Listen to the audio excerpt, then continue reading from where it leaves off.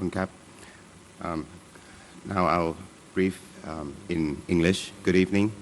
Today, the Ministry of Foreign Affairs, the Royal Thai Army, and agencies involved, led by His Excellency Mr. Rat Chalijan, Vice Minister for Foreign Affairs, and Lieutenant General Anupap Sirimonthon, Deputy Chief of Staff of the Royal Thai Army, together with diplomatic representatives from 11 countries and 38 defense attachés from 23 countries, and a delegation from foreign and Thai media, totaling 150 persons, joined a site visit to civilian areas, including a patrol station, convenience store, a sub-district health promotion hospital, and a temporary shelter center, which were affected by Cambodia's indiscriminate armed attacks in blatant disregard of the principles of international law. The objectives of the field visits are as follows. The Ministry of Foreign Affairs facilitated the participation of the diplomatic corps and foreign media in this site visit with a firm intention to ensure that the facts and the truth are disseminated to the international community. This is where both Thai and international media will play an important role. Secondly, the Ministry of Foreign Affairs intended to provide an opportunity for the diplomatic corps and international media to observe and assess the impact of the clashes along the Thai-Cambodian border firsthand.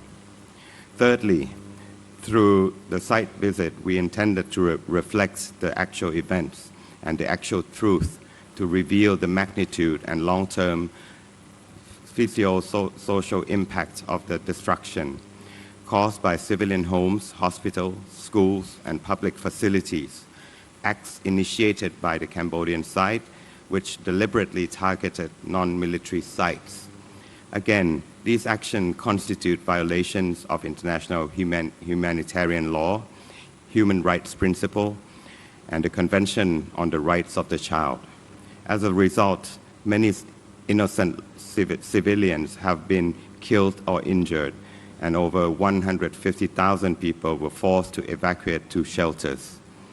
The results of the site visit, after a briefing by the Thai side of the attack by Cambodian beginning of 24th of July 2025, the delegation were on site to observe a number of affected locations. First, a convenience store located within a patrol station in Sisaket province, which came under rocket attack by Cambodian forces, resulting in 8 fatalities. Among them were a family of 3, a mother and her children, who went into the store and never came back out. Second, the Ban Sam Mueang Sub-District Health Promotion Hospital, also in Sisaket, which was structurally damaged by the attack, and a temporary shelter center which have been providing care for over 5,000 people. Today's site visit was an important opportunity for a large number of diplomatic representatives, defense attaché, and media present to witness the transparency and the facts of the situation.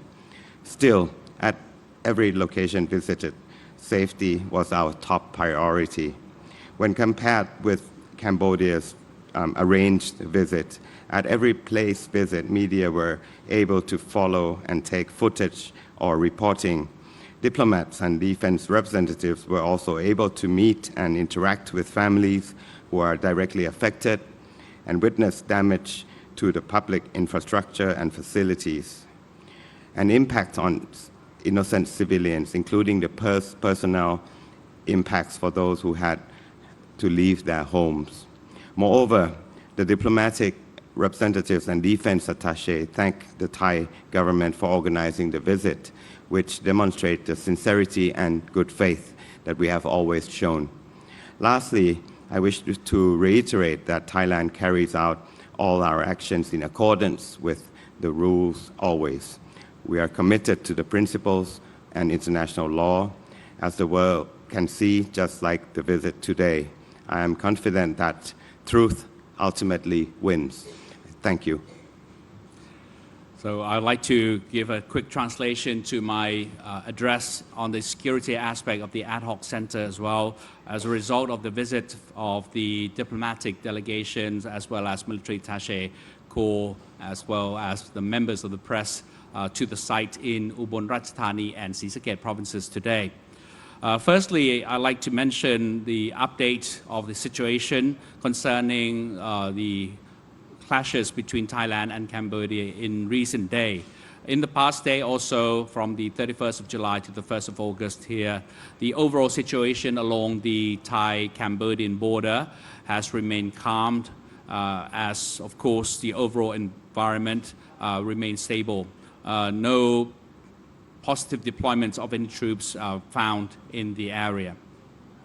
Secondly, I mentioned about the casualty status as of 0900 today of the civilians. The numbers of the casualty affected remain the same as yesterday. That is to say, deaths is counted as 14, seriously injured 12, moderately injured 13, slightly injured 13, and the total number of affected people are 52. In terms of the current number of evacuees to shelters or temporary shelters across 5 provinces, there are currently 676 temporary shelters available.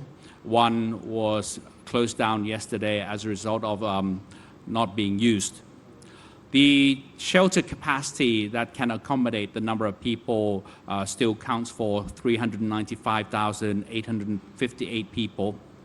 The current number of evacuees remain in those shelters are 167,121 people, a decrease of 21,277 people after provincial authorities determined that it was safe for some of them to return home. In terms of healthcare and well-being of the evacuees living or staying in the shelters at the moment, we have provided medical personnel to continuously assign or to take care of the sick and injured in the shelters. And there has also been support from all sectors concerned, be they government, private organizations, or even local foundations. Various recreational activities have been organized, including this weaving of animal figures such as this one here. I was given this one by one of the children who actually wove this beautiful bird, which represents peace for the occasion as well. So they actually made all these animal figures, fish, birds, and all the cardboard cutouts as part of their recreational activities to reduce their stress. Now, Mr. Nikondet mentioned already about the visit sites that we have taken all the diplomatic corps members as well as military attaché corps members and members of the press too. And obviously, they have been shown firsthand the effect of those devastations caused to the civilian properties and facilities, including hospitals and other healthcare facilities as well. I'd just like to re-emphasize on the point that these sites are over 20 kilometers from the conflict zone and are not military targets. So it's quite kind of questionable why the attacks were made on those sites. And thus, these acts constitute a serious violation of Geneva Conventions and other relevant rights, including human rights and human dignity as well.